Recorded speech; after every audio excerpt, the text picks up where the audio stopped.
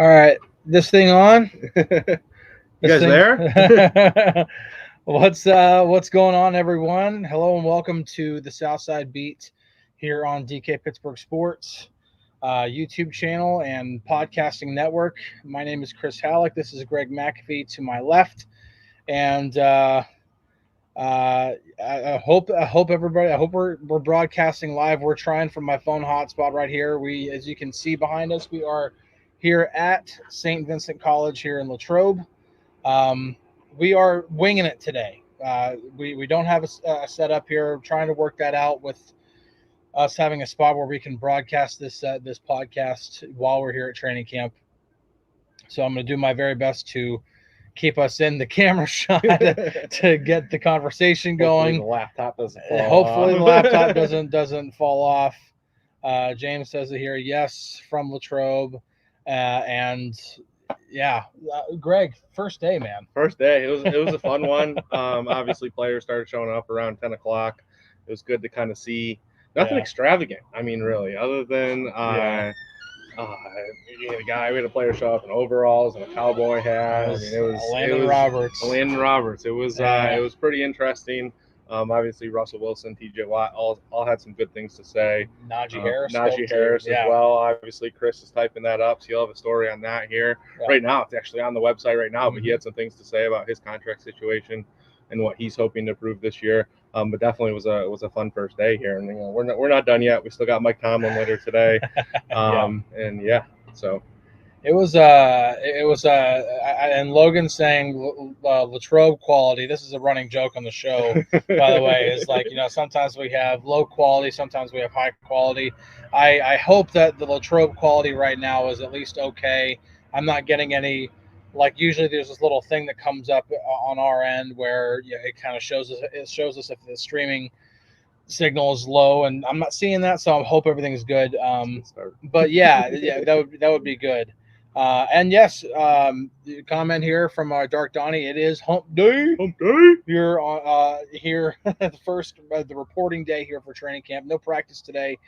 Here in a little less than an hour, the players will do their conditioning run, and then after that, Mike Tomlin will speak.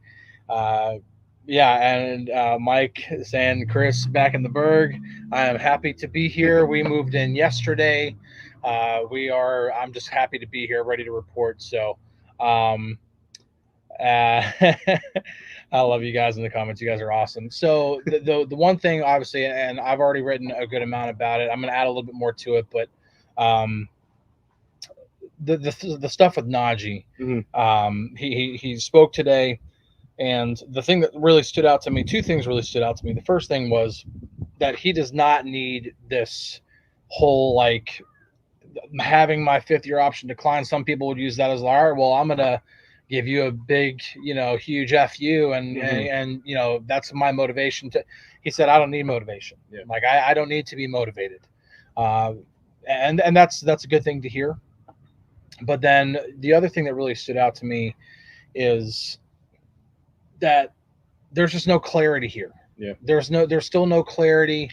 And, whenever he said, the reason that he wasn't, the reason that the team gave that he didn't have his option picked up was because they didn't know where the offense was headed. And that just seems like a really interesting thing for them to say to Najee. Yeah. What are your thoughts on that? Like, whenever you hear that, like, what is something that just kind of, like, what comes to your mind? Yeah, I mean, that was one of the things of, part of the scrum part of the interview that I listened to, because I had to leave about halfway through and talk to Keanu Benton.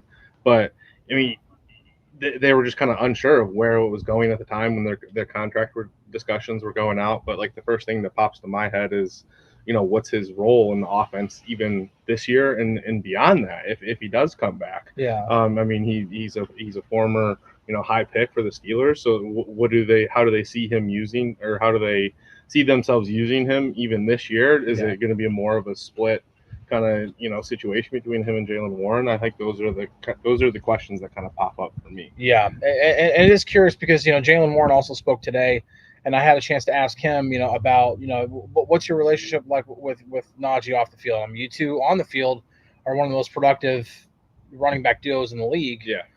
what's your relationship? And he's like, we're still good. We're still cool. Everything's still good. And, there's nothing to really worry about there. So it's just interesting how it seems like, we've been waiting so long for Najee to speak.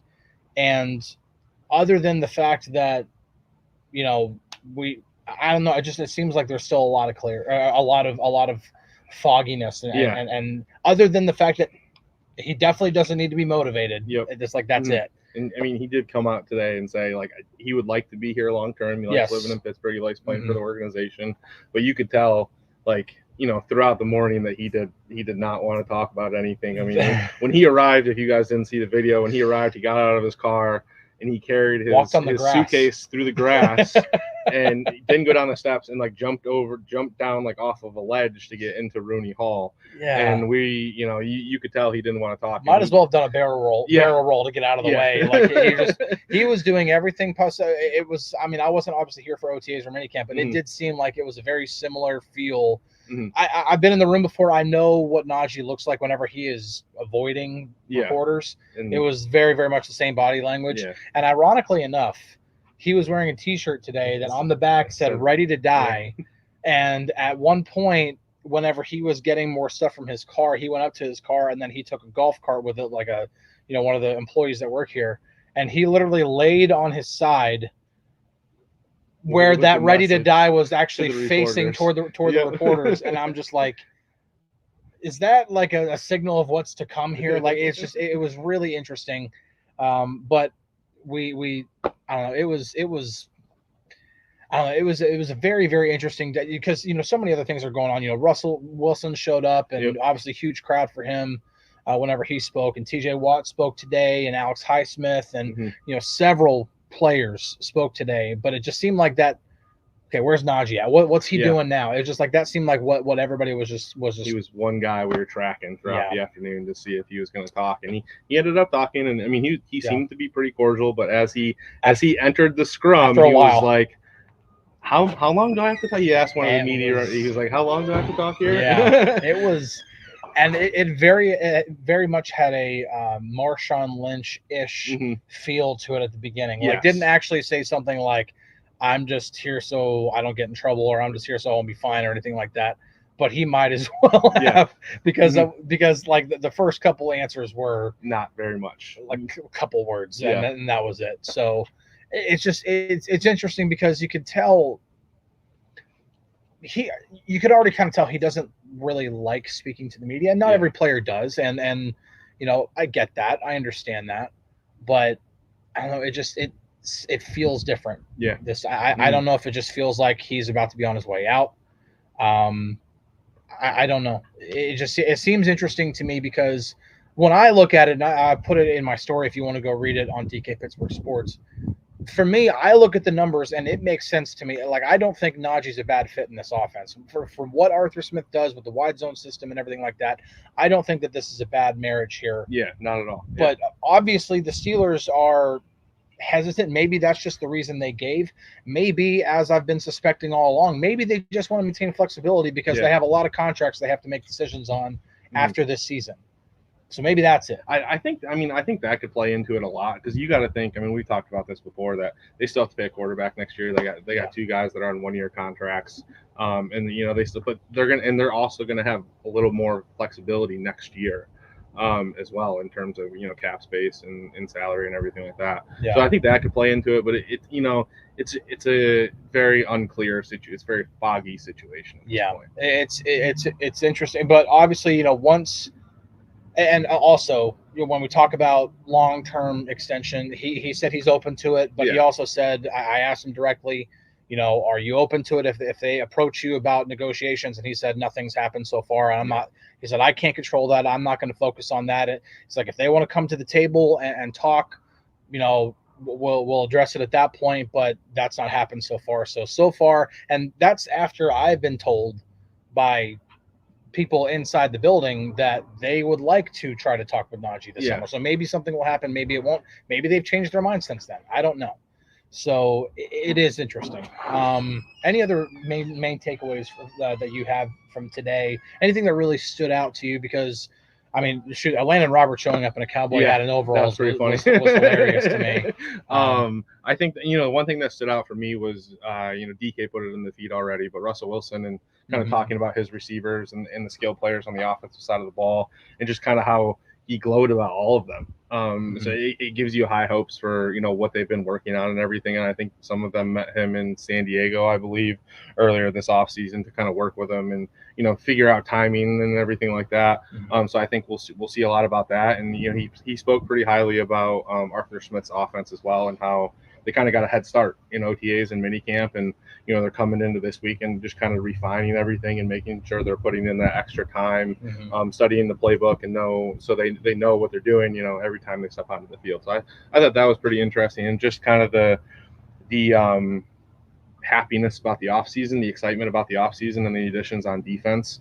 All the defensive players that we talked to, TJ Watt and a couple others, all excited about the speed they added at inside linebacker, Patrick Queen and Peyton Wilson in the draft. So there's just a lot of excitement around the defense, like there always has been for the most part. And there should be. I mean, they're spending a lot of money on that side of the ball.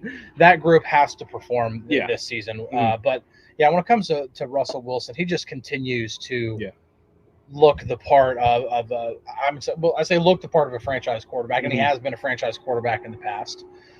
Don't know how much we can expect that to actually happen in Pittsburgh at this stage of his career, being 35 years old now. So, we'll see. But he is, in terms of the PR aspect, he has done everything the right way. And we'll see, whenever we actually get to actual football activity, which begins tomorrow morning at 10:30 for the first official practice. The first padded practice is next week on July 30th. So, they'll ease into it. But once we start actually getting some actual football activity, we can kind of see. And that's something I'm kind of wanting to look for as we kind of transition away from just what happened today. When it comes to training camp, and I think I've mentioned this before, but I want to look at things beyond position battles and stuff like that. Okay, Troy Fautanu and Roderick Jones or Dan Moore Jr., where are these guys lining up and how often? Obviously, we have to watch that stuff to see. But I'm more interested in what exactly are they doing with Russell in terms of drop back? How often is he running play action? How many times are we seeing him throw to the middle of the field, especially whenever it's a full-on 11-on-11? Those are things I'm looking for, because as soon as we can start getting little inklings of what this offense is going to look like, we get a much clearer picture of what this team can actually do. Because on paper, it looks better than last year. Schedule aside, it looks like a better team. But how is that actually going to coalesce onto the field? Yeah, exactly. I mean, I think Russell Wilson said it today. I mean, he's like, we can do all this studying, we can do this, but we still have to go out there and execute. So have to put it all together. We still have to come together and, put the product, we have to put the work in. And so I think it will be interesting once we get to see it in action in the next couple of days, next couple of weeks. Anything you're looking forward to about being here? Just everything, taking it all in, getting to experience it for the first time, and just seeing these guys in action, and being able to kind of pick their brains on how it's going and everything like that. I think we got a little bit of an insight to it today, and we'll only get more as time goes on. But I'm excited for the action. Like Keanu Benton said, he's like, I'm ready to hit. I'm ready to see it in action. I'm ready to see these guys go full bore, and football season is back, and that's always a good feeling. He is one of my guys that I'm going to be keeping a little bit of a closer eye on, because I've talked about it on here before, and I've mentioned it on the site too. Of all the year 2 guys, I do think Keanu Benton is the guy that the Steelers would most benefit from taking the biggest leap, because when we're talking about the future of Cam Hayward, how is he going to be in Pittsburgh beyond 2024? They need to have a replacement for Cam. They need to have somebody who can step in and become, I'm not going to say the next Cam Hayward, because really there's going to be only one and only Cam Hayward. But they need somebody who can become a guy, a dude on that defensive line. And right now, if Cam's gone and he's, no more, whether that's because he moves on or because just his best days are behind him. Is it Larry Ogunjobi? Is he the future? He could be a player now, but I don't know about the future. But if Keanu Benton takes off and becomes a dude on that defensive line, that answers a lot of problems and really is the last piece of that defense, because everything else on the defense looks pretty good. Yeah, I mean, he spoke about it a lot today, that one thing he worked on in the offseason was his conditioning. He wants to be ready to get out there and play snaps and do whatever he's needed to do, stop the run, get to the quarterback, whatever it takes. And he said that he feels like he's in a pretty good position. He said he felt like he was in a pretty good position last year, but he said that he felt there was still some meat on the bone for him. So that's what he put a lot of time and a lot of focus into this year. And obviously last year leading into the season, he had the combine to focus on and everything like that. But coming into this season, he was able to put a plan together about what he wanted to do with his body and how he wanted to feel and look heading into camp. And he says he hit everything, and he's ready. He feels like he's in the best position he's been coming into camp. I do think that's one thing that every year two player experiences, because when they're heading into their rookie year, there's all such a whirlwind. Yes, all the draft stuff, because it's like as soon as their college season ends, it's preparation for the draft. It's Senior Bowl season or Shrine Bowl season. Then it's the combine. Then it's the actual draft. And there's, pro days in there. And you've got it never stops. And then once the draft happens, you've got rookie camp. Then you got OTAs. Then you got mini camp. And you really don't get a chance to breathe until that gap between mini camp and training camp. Yeah.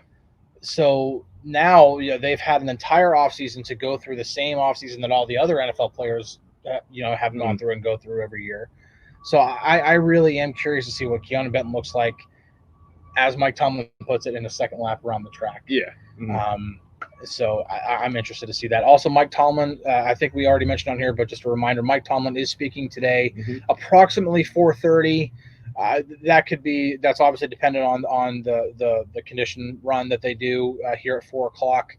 And so, but he'll speak today. We'll probably get some updates on anybody who's going to be put on the PUP list, any other news out of that. Greg is going to handle that on DKPittsburghSports.com. Our Steelers feed is chock full of stuff from this morning, from this afternoon. We're still adding to it as well. We're still adding to it. I'm going back through. I'm continuing to add to my story on Najee with other observations that I also have from today. Greg's adding more and more stuff to the feed. We got everything there for you that you want, and alone the Landon Roberts picture I think is worth it. 100%. Just that alone, it was great. And I gotta be honest. I'm like, yes, I just came from Texas, but I almost don't like the fact that he wore that, because he said, in Texas we do. I was like, but not everybody in Texas dresses like that. Did he say where? Because obviously when I see that outfit, I think of Vince Wilfork. So was there any? Because I didn't listen to the interview. No. So was there any? He said something along the lines of, I was like, what's the inspiration behind this outfit? And he said, in Texas, you go to work, you put your hat on, you put your overalls on, and you go to work. It's like, I lived in Texas for 23 years, and I can honestly say I have never done that. But it's interesting. So I can see here in the. Now Barbara asked, where were you yesterday, Chris? Well, when I woke up, I was in Columbus, Ohio, still moving, still trying to get across, to my new house in the Pittsburgh area, and finally moved in yesterday, closed on our house. Very thankful to be here. So that is where I was at yesterday. So apologies that we had a 7-day hiatus from this show. And we are very, very glad to be back. And what a way to come back on report day with trucks honking in the background and beautiful Saint Vincent College. I will say though that this is a time of year in which I would like to lose weight because of all the steps we take up and down hills. But also they feed us pretty well here, so I might still end up having that conundrum. It was a pretty good lunch, pretty good first lunch for me. I'll say that. I will say that it's weird because when I first started covering training camp in 2 years ago, I was like, oh man, I'm going to lose weight with all this walking I'm doing, and I ended up gaining like 5 pounds because they just feed us real well here. So I'm very thankful for that. So. And I see a couple of you guys. John Davis is saying Dante Jackson is my sleeper. I think he spoke today too. He did. I didn't get a chance to. I was still talking to Benton when he was speaking, but he's a guy opposite Joey Porter Jr.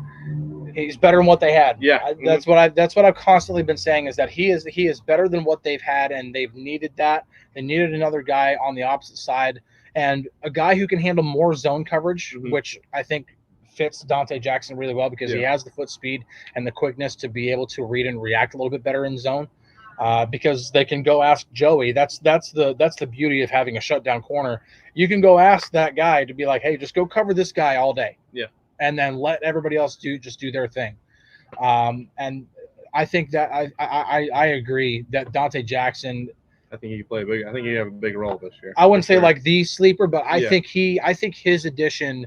I think his addition and Deshaun Elliott, both of those guys will allow guys such as Joey and Minka to do their thing. You know, Joey can do his shutdown corner thing. He can go follow the number one guy, and then Minka can get back to playing in the center field and play Minka ball.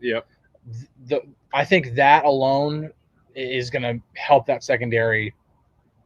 Bar none. That's just my opinion. We'll see how it translates onto the field, but I'm excited about that too. And just a reminder for everybody who is looking to come out to training camp. I've said it, but I'll keep saying it on here. First padded practice is July 30th. That's next week. So also excited about that. Backs on backers is always the drill to watch. It's fun. So. Probably not too much longer here. We have a lot of work to do to get you guys all the content that we need to get out because here in a little less than 40 minutes we got to go watch the condition run and then go listen to Mike Tomlin speak. So let's see. I did see a couple of things on some of the wide receiver 2 stuff.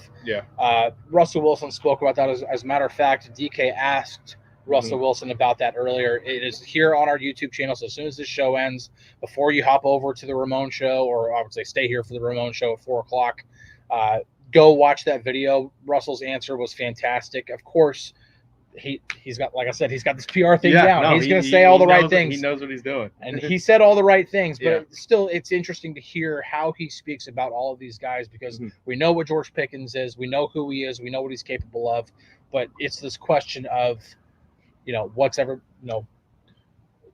what can Calvin Austin do? Behind him? And it's interesting, like he obviously spoke pretty well about all the wide receivers, but he made sure like he put an effort in to bring up the tight ends, bring up Pat Fryermuth, bring up Washington, bring up Connor Hayward. And he seems like he's pretty happy with what he has and the options he has and their abilities and everything like that. So it'll be interesting to see kind of how that plays out and where the ball is going on a consistent basis outside of George Pickens. I think somebody asked earlier, and I'm trying to monitor comments here is a little more difficult. I think somebody asked, like, would you trade Calvin Austin in the second rounder for Ayuk? And for me, that's a no-brainer. You're like, yes, I would do that. 100%. Like, I don't know if I would. I'm not trying to give up on Calvin Austin or anything like that, but when you're talking about getting a receiver with the caliber of Ayuk, you go and get him. I'll part with that easily. As long as you're not giving up a lot, the opportunity is there. You go and get him. But I was to say, but what we think isn't what's important. Exactly. What Omar Khan thinks is probably what's important because I think. Regardless of whether the 49ers actually want to trade Brandon Ayuk, they know. I mean, he's since we last spoke here on the show, he has actually requested a trade. And so it's like, okay, do the 49ers at some point just acquiesce and be like, okay, we're just going to have to bite the bullet and trade him because now it's out there. Now people know that he's requested a trade, and so what do we do? And the question is. Does Chris Halicke or Greg Macafee think that Calvin Austin, a second rounder, gets it done?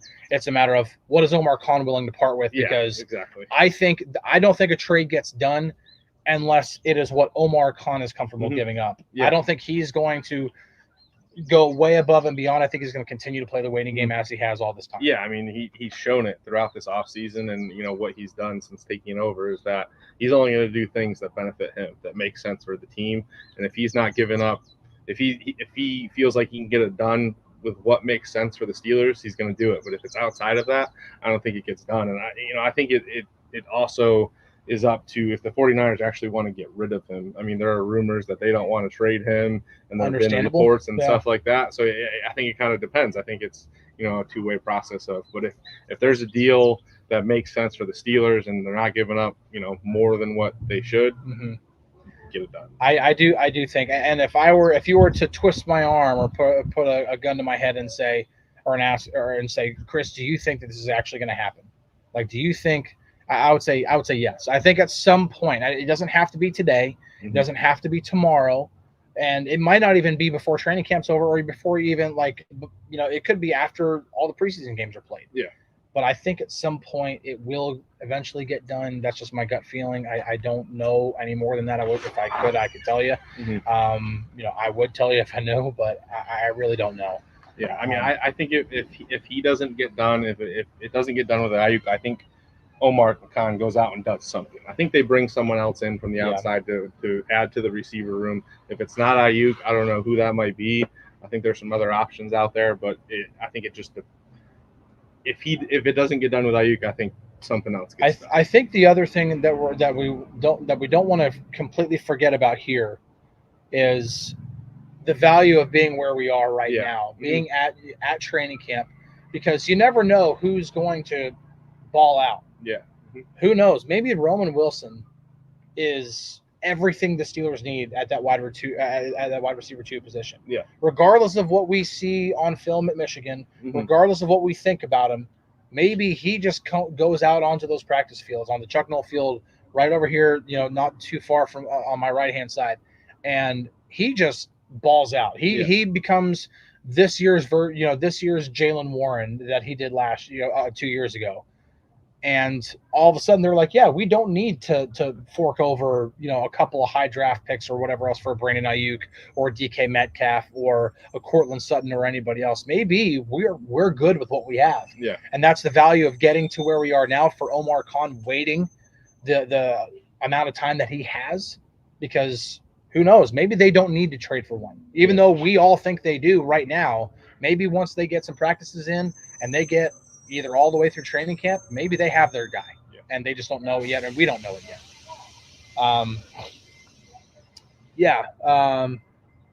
And see right here, Rick says Roman Wilson is going to make all that talk moot. It could be true. He could be right. I mean, I like what I saw Roman Wilson at Michigan.